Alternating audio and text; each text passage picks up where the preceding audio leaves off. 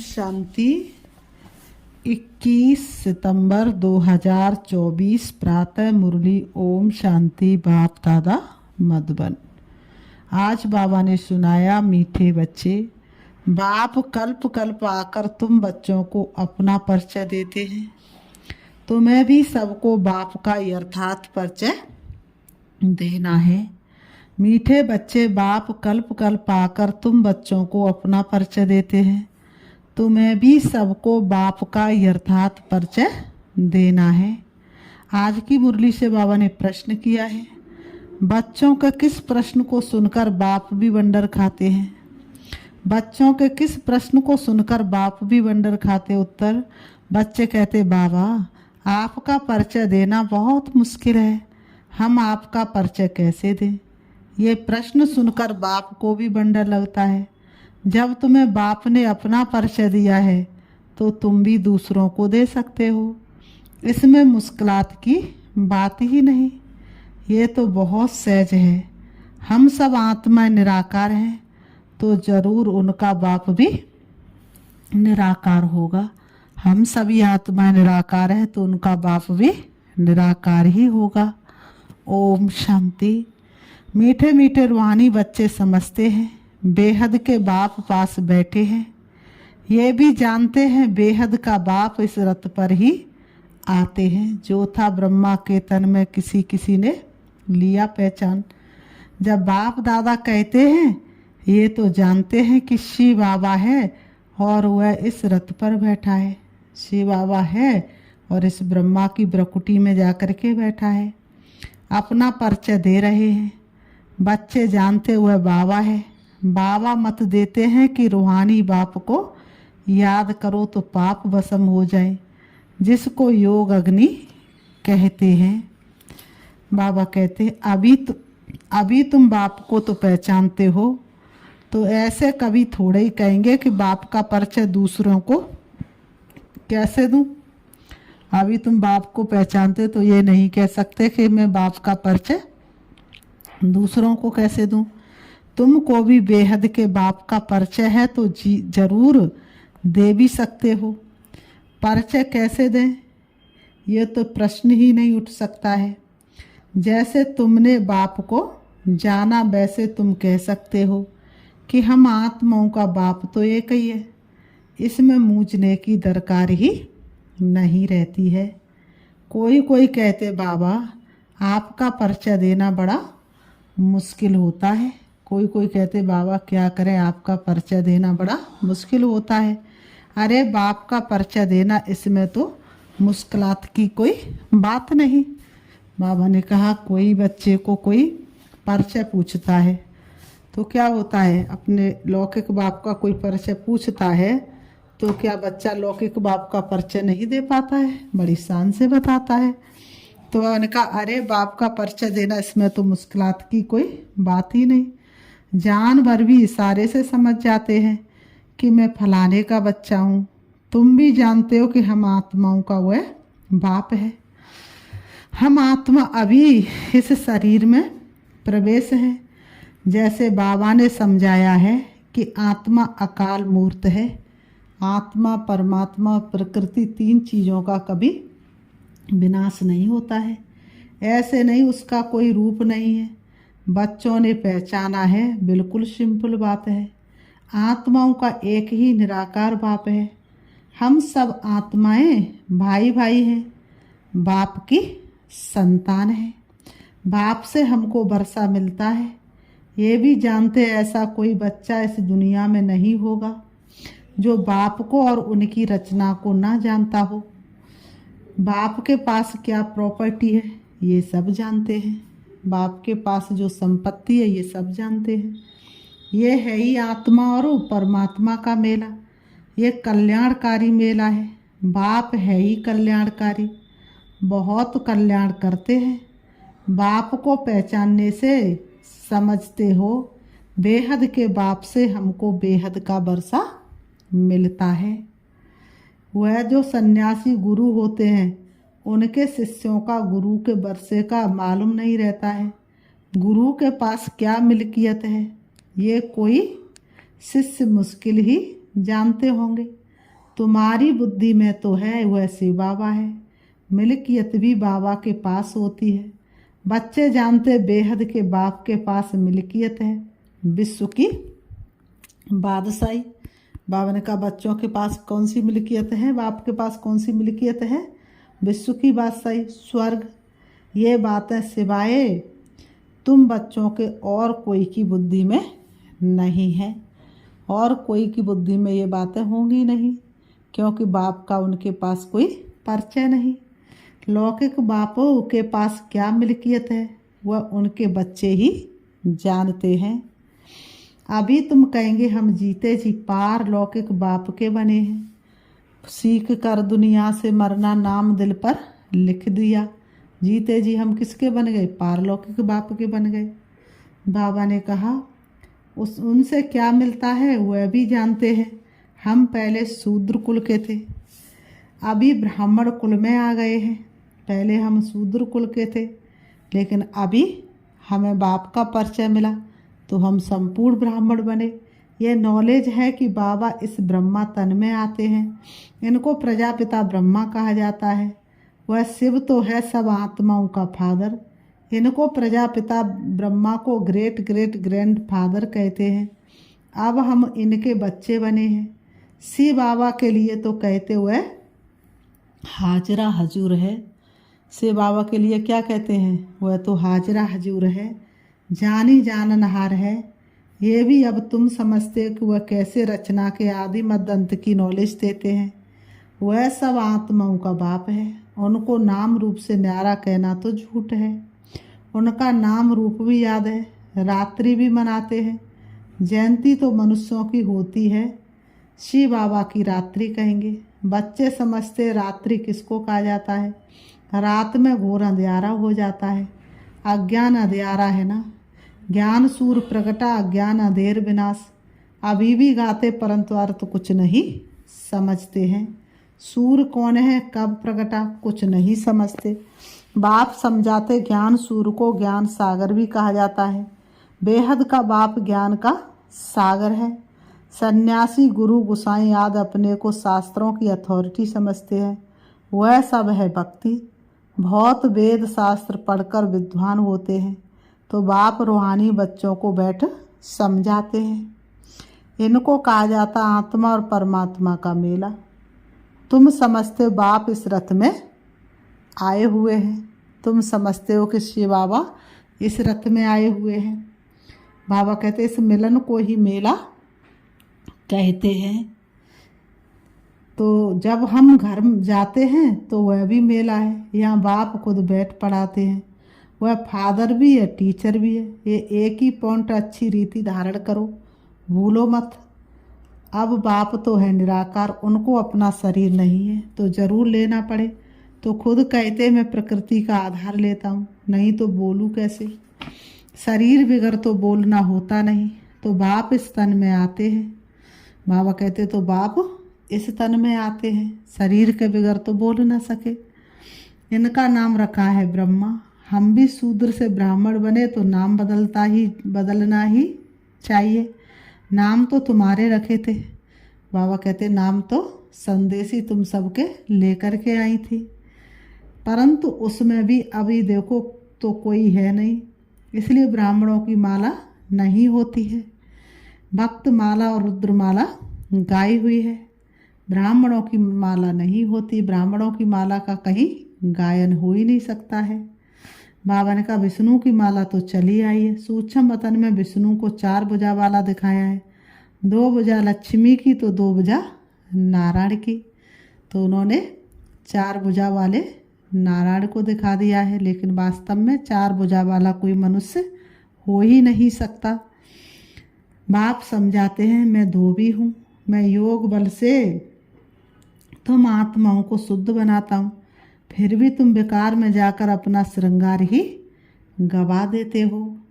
बाप आते सबको शुद्ध बनाने, आत्माओं को आकर सिखलाते हैं। तो सिखलाने वाला जरूर यहाँ चाहिए ना। पुकारते भी आकर पावन बनाओ। कपड़ा भी मैला होता है तो उनको धोकर शुद्ध बनाया जाता है। तुम भी पुकारते हो हे पतित पावन बाबा, आकर पावन बनाओ। आत्मा पावन बने तो शरीर भी पावन मिले। तो पहली पहली मूल बात होती है बाप का परिचय देना। बाप का परिचय कैसे दें, ये तो प्रश्न ही नहीं पूछ सकते। तुमको भी बाप ने परिचय दिया है, तब तो तुम आए हो ना। बाप पास आते हो। बाप कहाँ है? इस रथ में है। ये है अकाल तख्त। तुम आत्मा भी अकाल मूर्त हो। ये तुम, बाबा ने कहा, ये सब तुम्हारे तख्त हैं जिस पर तुम आत्मा विराजमान हो। वह तो अकाल तख्त जड़ हो गया ना। तुम जानते हो मैं अकाल मूर्त अर्थात निराकार, जिसका साकार रूप नहीं है। मैं आत्मा अविनाशी हूँ, कब विनाश हो ना सके। एक शरीर छोड़ दूसरा लेता हूँ। मुझ आत्मा का पाठ अविनाशी नूदा हुआ है। आज से 5000 वर्ष पहले भी हमारा ऐसे ही पाठ शुरू हुआ था। बन सम्मत से हम यहाँ पाठ बजाने घर से आते हैं। जब घर से आते सतयुग आता है तो बन सब कुछ नया नया होगा ना, तो एक से ही तो शुरुआत होती है ना। महीने की तारीख भी एक से ही शुरुआत तो होती है ना। तो बन से सारा सम्मत शुरू हुआ। यह है ही 5000 वर्ष का चक्र। वह तो लाखों वर्ष कह देते हैं, इसलिए थोड़े वर्षों का विचार में नहीं आता। तो बच्चे ऐसा कभी कह नहीं सकते कि हम बाप का परिचय किसको कैसे दें। ऐसे ऐसे प्रश्न पूछते हैं तो बंडर लगता है। अरे तुम बाप के बने हो, फिर बाप का परिचय क्यों नहीं दे सकते हो? हम सब आत्माएं, वह हमारा बाबा है। सर्व की सदगति करते हैं। बाबा जब आते हैं सृष्टि पर तो क्या करते हैं? सर्व की सदगति करते हैं। सदगति कब करेंगे ये भी तुमको अभी पता पड़ा है। कल्प कल्प कल्प के संगम युग पर आकर सर्व की सदगति करेंगे। वह तो समझते अभी 40,000 वर्ष पड़े हैं और पहले से ही कह देते नाम रूप से न्यारा है। अब नाम रूप से न्यारी कोई चीज़ थोड़ी होती है। पत्थर पित्तर का भी नाम है ना। बाबा ने कहा बताओ, आकाश है तो आकाश का भी नाम है, पोलार है तो पोलार का भी नाम है, मिट्टी है तो मिट्टी का भी नाम है। परमात्मा सर्वशक्तिवान है तो वह नाम रूप से न्यारा कैसे हो सकता है वाला। तो बाबा ने कहा तो बाप कहते मीठे मीठे बच्चों तुम आए हो बेहद के बाप के पास। बाप भी जानते हैं कितने ढेर बच्चे हैं। बच्चों को अभी हद और बेहद से भी पार जाना है। सब बच्चों को देखते हैं, जानते हैं सब में सबको मैं लेने के लिए आया हूँ। सतयुग में तो बहुत थोड़े होंगे, कितना क्लियर है, इसलिए चित्रों पर समझाया जाता है। नॉलेज तो बिल्कुल ही जी है, बाकी याद की यात्रा में टाइम लगता है। ऐसे बाप को तो कभी भूलना नहीं चाहिए। बाप कहते मामे कम याद करो तो पावन बन जाएंगे। मैं आता ही हूँ पतित से पावन बनाने। तुम अकाल मूर्त आत्माएं सब अपने अपने तख्त पर विराजमान हो। बाबा ने भी इस तख्त का लोन लिया है। बाबा ने भी इस ब्रह्मा के तख्त का लोन लिया है। इस भाग्यशाली रथ में बाप प्रवेश होते हैं। कोई कहते परमात्मा का नाम रूप नहीं है, ये तो हो ही नहीं सकता। कोई कहते हैं कि परमात्मा का नाम रूप नहीं। बाबा ने कहा ये तो हो ही नहीं सकता, परमात्मा नाम रूप से न्यारा कैसे हो सकता है। बाबा कहते उनको पुकारते महिमा गाते तो जरूर कोई चीज़ है ना। तमो प्रदान होने के कारण कुछ भी समझते नहीं। बाप समझाते मीठे मीठे बच्चों इतनी 84 लाख योनियाँ तो कोई होती नहीं। बाबा कहते हैं मनुष्य कहते 84 लाख योनियाँ, तो बाबा ने कहा 84 लाख योनियाँ तो कोई होती नहीं है ही। 84 जन्म, पुनर्जन्म भी सबका होगा। ऐसे थोड़े ब्रह्म में जाकर लीन होंगे व मोक्ष को पाएंगे। ब्रह्म में लीन कैसे हो सकते हैं? ये तो बना बनाया ड्रामा, एक भी कम जास्ती नहीं हो सकता। इस अनादि अविनाशी ड्रामा से ही फिर छोटे छोटे ड्रामा व नाटक बनाते हैं। वह है विनाशी। अभी तुम बच्चे बेहद में खड़े हो। बाबा कहते हैं तुम बच्चों को ये नॉलेज मिली हुई है। हमने कैसे 84 जन्म लिए हैं अभी बाप ने बताया है, आगे किसको पता नहीं था। ऋषि मुनि भी कहते थे हम नहीं जानते हैं। बाप आते ही है संगम युग पर इस पुरानी दुनिया को चेंज करने। ब्रह्मा द्वारा नई दुनिया की स्थापना। बाबा ने कहा ब्रह्मा द्वारा नई दुनिया की स्थापना फिर से करते हैं। वह तो लाखों वर्ष कह देते हैं, कोई बात याद भी ना आ सके। महाप्रलय भी कोई होती नहीं। बाबा कहते बाप राजयोग सिखलाते हैं, फिर राजा ही तुम पाते हो, इसमें तो संशय की कोई बात ही नहीं। तुम बच्चे जानते हो पहले नंबर में सबसे प्यारा है बाप, फिर नेक्स्ट प्यारा है श्री कृष्ण। तुम जानते हो श्री कृष्ण है स्वर्ग का पहला प्रिंस नंबर 1, वही फिर 84 जन्म लेते हैं, उसके ही अंतिम जन्म में मैं प्रवेश करता हूँ। अब तुमको पतित से पावन बनना है। पतित पावन बाप ही है। पानी की नदियाँ थोड़े ही पावन कर सकती हैं। बाबा ने कहा पावन पानी की नदी अगर पावन करती तो दुनिया में कोई पतित होता ही नहीं, तो पानी की नदियाँ तो पावन नहीं कर सकती हैं। ये नदियाँ तो सतयुग में भी होती हैं, वहाँ तो पानी बहुत शुद्ध रहता है, किचड़ा आदि कुछ नहीं रहता है। यहाँ तो कितना किचड़ा पड़ता रहता है। बाबा ने कहा नदियों को भी मनुष्यों ने कितना गंदा कर दिया, तो यहाँ तो कितना किचड़ा पड़ता रहता है। बाबा का देखा हुआ है, उस समय तो ज्ञान नहीं था, अभी वंडर लगता है पानी कैसे पावन बना सकता है, अभी वंडर लगता है। पहले तो बाबा भी वही करते थे जो दुनिया वाले करते हैं। तो बाप समझाते मीठे बच्चे कभी भी मूंझो नहीं कि बाप को याद कैसे करें। अरे तुम बाप को याद नहीं कर सकते हो। बाबा ने कहा मूंझो नहीं कि बाप को कैसे याद करे। बाबा ने कहा अरे तुम बाप को याद नहीं कर सकते हो क्या? वह है कुक्की संतान, तुम हो एडॉप्टेड बच्चे। एडॉप्टेड बच्चों को जिस बाप से मिल्कियत मिलती है उनको भूल सकते हैं क्या? बाबा ने कहा बेहद के बाप से बेहद की मिल्कियत मिलती है तो उनको भूलना थोड़ी चाहिए। लौकिक बच्चे बाप को भूलते हैं क्या? परंतु यहाँ माया का अपोजिशन होता है, माया की युद्ध चलती है। सारी दुनिया कर्म क्षेत्र है। आत्मा इस शरीर में प्रवेश कर यहाँ कर्म करती है।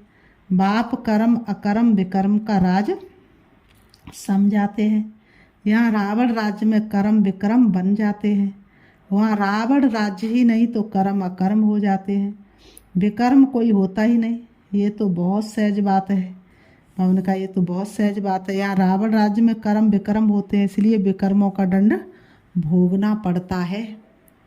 ऐसे थोड़े ही कहेंगे रावण अनादि है, नहीं। आधा कल्प है रावण राज्य, आधा कल्प है रावण का राज्य और आधा कल्प है राम राज्य। तुम जब देवता थे तो तुम्हारे कर्म अकर्म होते थे। अब ये है, बाबा ने कहा अब ये है नॉलेज। बच्चे बने हो तो फिर पढ़ाई भी पढ़नी है, बस फिर और कोई धंधे आदि का ख्याल भी नहीं। बच्चे बने तो पढ़ाई पढ़नी, और बाबा ने कहा धंधे आदि का कोई ख्याल नहीं होना चाहिए। परंतु ग्रस्त व्यवहार में रहते धंधा आदि भी करने वाले हैं तो बाप कहते कमल फूल समान रहो। ऐसे देवता तुम बनने वाले हो। वह निशानी विष्णु को दे दिया क्योंकि तुमको शोभेगा नहीं, उनको शोभता है। वही विष्णु के 2 रूप लक्ष्मी नारायण बनने वाले हैं।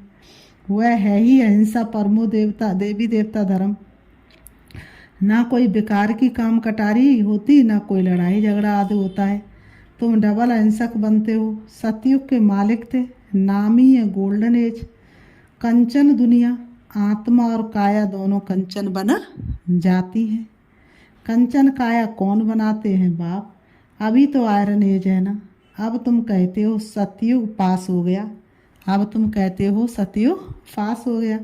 कल सतयुग था ना, तुम राज्य करते थे, तुम नॉलेजफुल बनते जाते हो। बाबा कहते सब तो एक जैसे नहीं बनेंगे और सब एक जैसा नहीं पढ़ेंगे।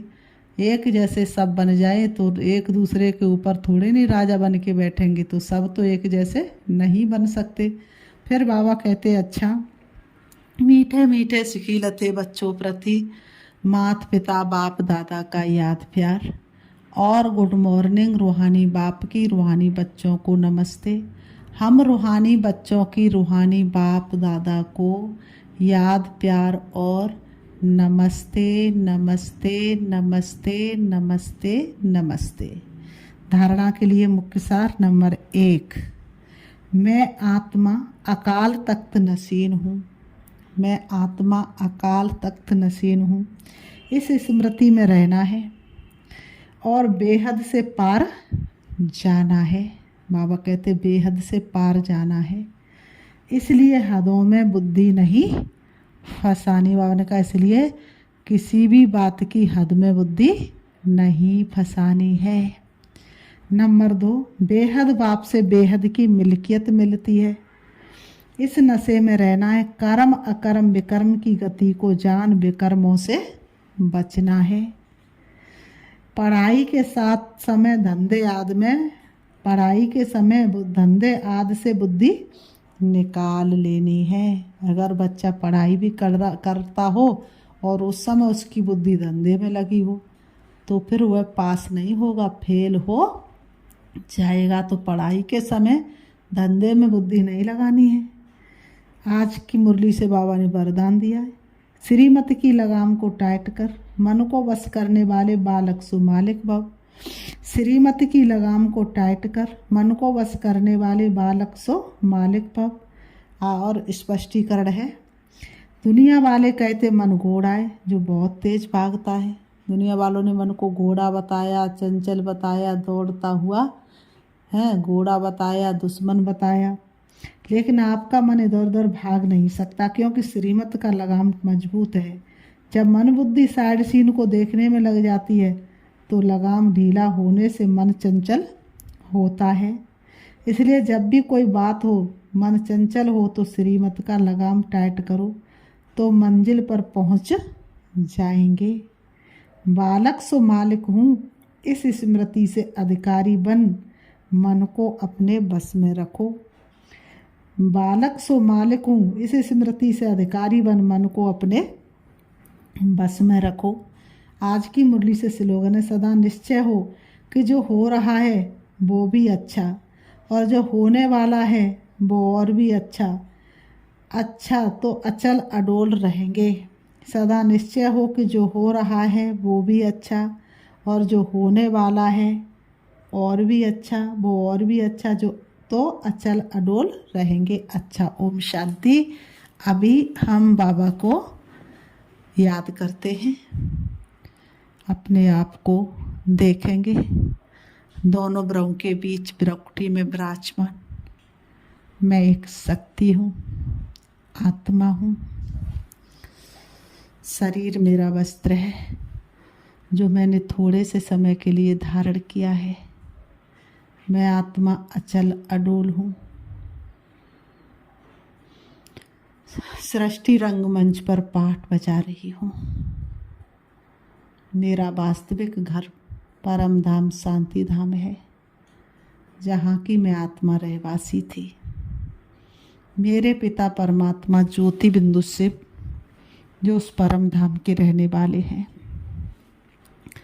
परम धाम से आकर के सृष्टि रंगमंच पर मुझे आत्मा ने अनेक नाम रूप वाले वस्त्र धारण कर पाठ बजाया।